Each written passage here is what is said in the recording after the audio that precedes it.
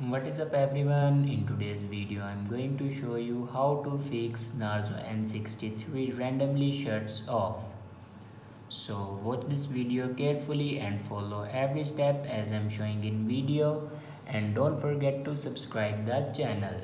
So let's start the video. First of all, check your volume and power keys because it can suddenly pressed while using the hard case of your phone. So after that, open settings. In settings, scroll down and here you can see the option system and update. Now click on it and then scroll down and click on schedule power on or off. Now here you can set your schedule power on or off. If you turn on these buttons, then turn it off.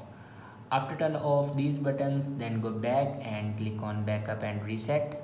Now click on reset phone and here you can see the option reset all settings. Now click on it and here enter your password to reset your all settings.